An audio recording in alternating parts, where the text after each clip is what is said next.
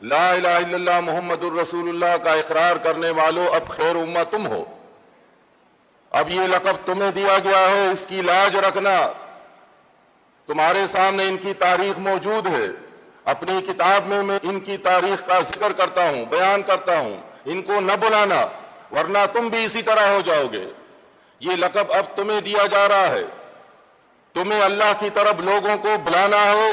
کس طرح واقعات بیان کیے گئے ہیں انبیاء کے کھول کھول کر۔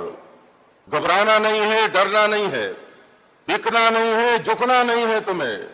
تمہارے پاس تمہاری یہ زندگی اللہ کی امانت ہے، اس زندگی سے فائدہ اٹھاؤ، تمہیں وہ انعامات دیے جائیں گے کہ دنیا کے ان پجاریوں نے کبھی سوچا بھی نہیں ہوگا۔ یہ دنیا کی خاطر ایمان بیچنے والے، دنیا کی خاطر جھوٹ بولنے والے، یہ فسادی، یہ اللہ کے دین کو ٹکڑے کرنے والے، ان کے ذہنوں میں کبھی آیا بھی نہیں ہوگا وہ کچھ ہم تمہیں دیں گے، لیکن تمہیں اس راستے میں جمنا ہوگا، تمہیں اللہ کے احکامات لوگوں تک پہنچانے ہوں گے، بیان کرنے ہوں گے۔ یہ طریقہ اللہ نے ہمیں اپنی کتاب میں بتا دیا ہے کہ سب سے بڑا اچھا کام، نیکی کا کام وہ یہ ہے اللہ کی طرف بلانا، اللہ کی وحدانیت بیان کرنا۔ یہ سارے انبیاء کا مشن رہا ہے، ساری کتابوں میں اس کا ذکر رہا ہے۔ یہی مشن تھا اللہ کے آخری رسول صلی اللہ علیہ وسلم کا۔ آپ کو جب رسول بنایا گیا، آپ پر وحی نازل کی گئی تو اس میں یہی حکم تھا کہ آپ لوگوں کو اللہ کی طرف بلائیں، ایک اللہ کی طرف۔ اللہ کے ماننے والے بھی موجود تھے لیکن خالص نہیں مان رہے تھے، فرقے موجود تھے، ماننے والے تو ہر دور میں موجود رہے ہیں، انبیاء کے زمانے میں، نبی علیہ السلام کے زمانے میں موجود تھے، جس طرح آج بھی بے حساب آپ کو ملیں گے کروڑوں کی تعداد میں اللہ کے ماننے والے، لیکن اس طرح نہیں مانا جاتا جس طرح وہ رب چاہتا ہے کہ مجھے پکارنا ہے تو خالص کر کے پکارو، میرے ساتھ میری مخلوق کو کسی حال میں بھی شریک نہ ٹھہراؤ، نہ ذات میں نہ اختیارات میں، یہ شریک ہو نہیں سکتے۔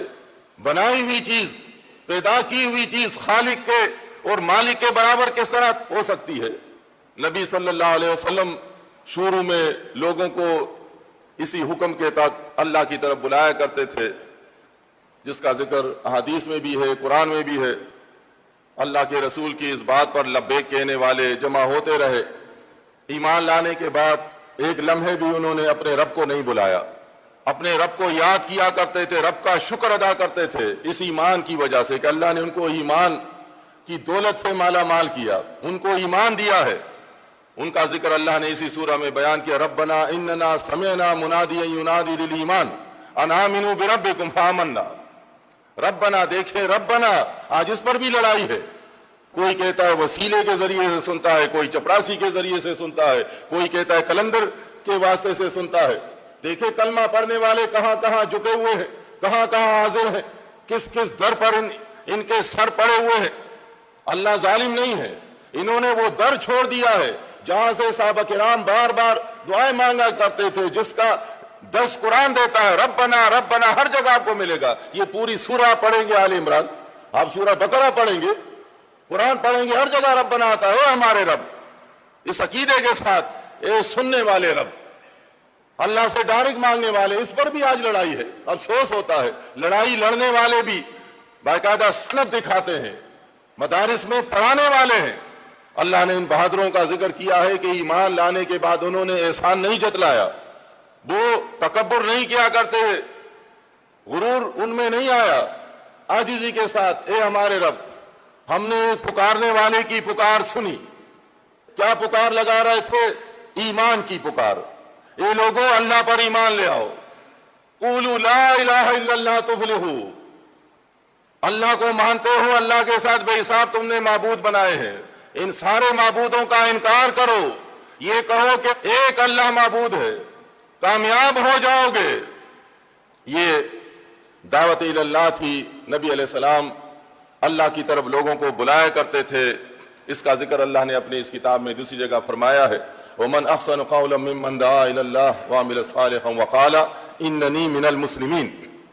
اس سے بہتر بات کس کی ہو سکتی ہے جو ایک اللہ کی طرف لوگوں کو بلائے اور ساتھ میں اس بات کی وضاحت کرے کہ لوگوں میں ایک اللہ کی طرف تمہیں بلاتا ہوں تو میں خود بھی اللہ کا فرمانبردار ہوں. سنو، میں تمہیں کسی فرقے کی طرف نہیں بلا رہا ہوں، میں تمہیں فرقہ پرست نہیں بنا رہا ہوں، میں تمہیں اللہ کی دین کی طرف بلا رہا ہوں. اللہ نے تمہارا نام مسلم رکھا ہے، میں بھی مسلم ہوں. مسلم بن جاؤ، فرقوں سے نکل آؤ، چھوڑ دو ان فرقوں کو.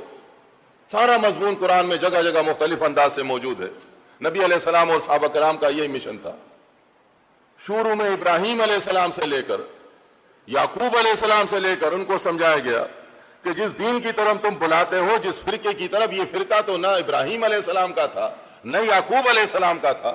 یہ تم نے کہاں سے بنایا؟ پھر اتنا جم گئے ہو اس پر. اب اس میں جو نہیں آتا تم کہتے ہو یہ کافر ہے، یہ گمراہ ہے، بے دین ہے.